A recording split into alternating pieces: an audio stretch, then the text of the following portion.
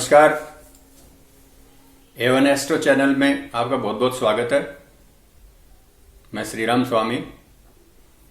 आज हमारा चर्चा का विषय है आगामी चंद्र ग्रहण। 26 मई को बैसाख शुक्ला पूर्णिमा को खग्रास चंद्र ग्रहण पड़ रहा है।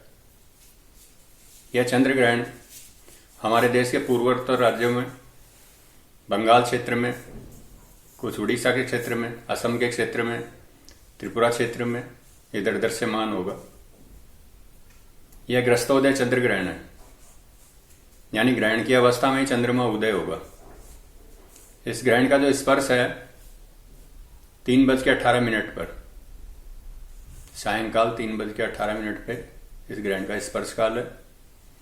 4:52 के ऊपर इसका मध्यकाल है और 6:27 पर इसकी मोक्ष है। लगभग 3 घंटे यह ग्रहण चलेगा। कई ज्योतिषीय ग्रंथों में धारणा है कि जितने घंटे ग्रहण चलता है उतने महीने तक इसका फल देखने को मिलता है। अमूमन जो ग्रहण का फल देखने को मिलता है वो 3 से 6 महीने के बीच में देखने को मिलता है। ग्रहण कुछ समय पहले भी फल देना अपना शुरू कर देता है। पिछले साल की भांति इस साल भी 2 ग्रहण आ रहे हैं लगातार। अब ये चंद्र ग्रहण है 26 तारीख को, 26 मई को। उसके पश्चात 10 जून को सूर्य ग्रहण आएगा। सूर्य ग्रहण भी पूर्वोत्तर राज्यों में दिखेगा, उत्तर भारत में दृश्यमान नहीं रहेगा।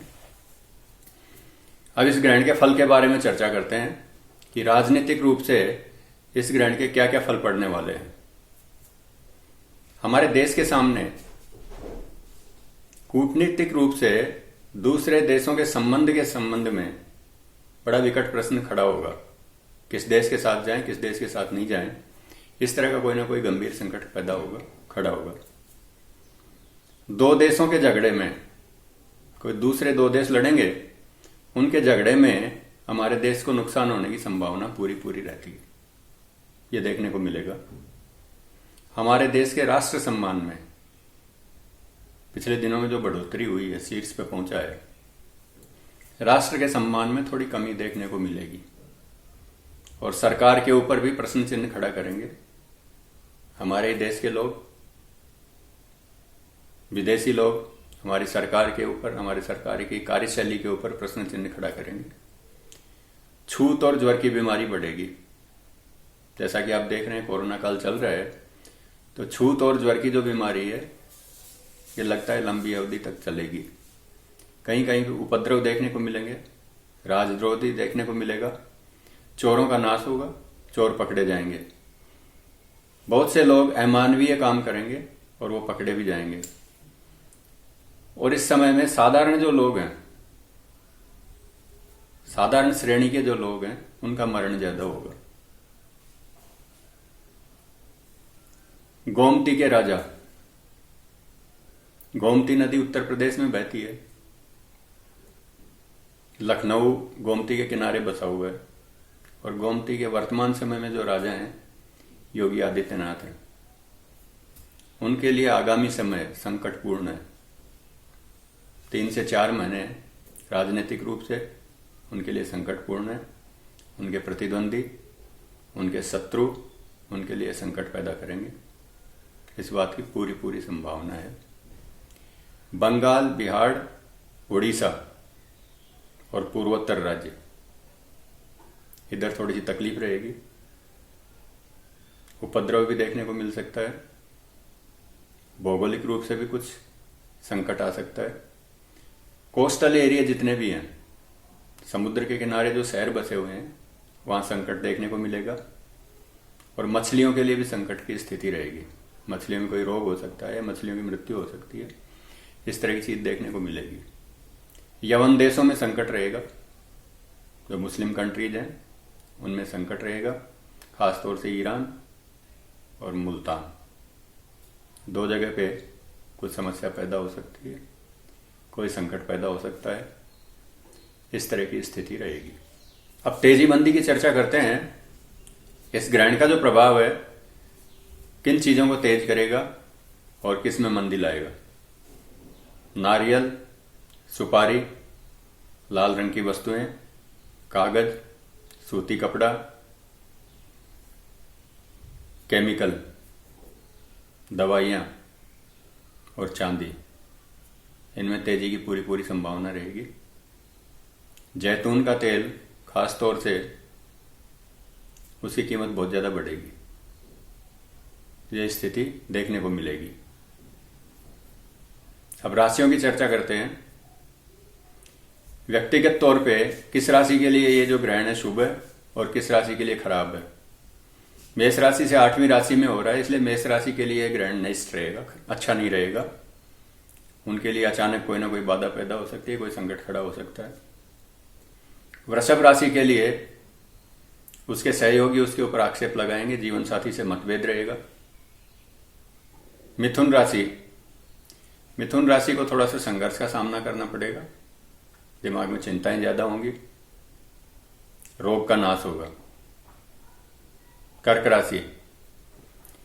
राशि के लिए मानसिक चिंताएं ज्यादा रहेंगी, लेकिन संतान की तरक्की रहेगी, संतान की उन्नति होगी। सिंह राशि से चतुर्थ भाव में है। अचानक अनपेक्षित कोई ना कोई खर्चा आ सकता है, वाहन की समस्या पैदा हो सकती है, कोई विवाद पैदा हो सकता है। स्वास्थ्य लगभग ठीक रहेगा उनका। कन्या राशि के लिए ग्रहण उत्तम है, अच्छा है, उनको सर्व सौख्य प्रदान करने वाला है। तुला राशि के दूसरे भाव में है। तुला राशि वालों के लिए काम धंधे में कुछ तरक्की होगी, धन प्राप्ति के आसार बनेंगे, परिवार में थोड़ा सा विग्रह रहेगा। वृश्चिक राशि के लिए ग्रहण खराब है, उनके जो निर्णय हैं वो ठीक साबित नहीं होंगे, वो कुछ ना कुछ परेशानी पैदा करेंगे। धनु राशि के लिए भी ये जो ग्रहण है बिना मतलब के खर्चे पैदा करेगा और दिमाग में चिंताएं ज्यादा पैदा करेगा। मकर राशि के लिए ठीक है, बहुत अच्छा है, उनको लाभ भी करवाएगा, सर्व सौख्य प्रदान करेगा। कुंभ राशि के लिए ठीक है, कुंभ राशि के 10वें भाव में है। काम में थोड़ी उठापटक ज्यादा रहेगी, लेकिन ओवरऑल ठीक रहेगा। मीन राशि वालों के लिए मानसिक उद्वेग का कारण बनेगा, डिप्रेसिव फीलिंग ज्यादा आएंगी, नेगेटिव फीलिंग ज्यादा आएंगी, मानसिक उद्वेग ज्यादा रहेगा।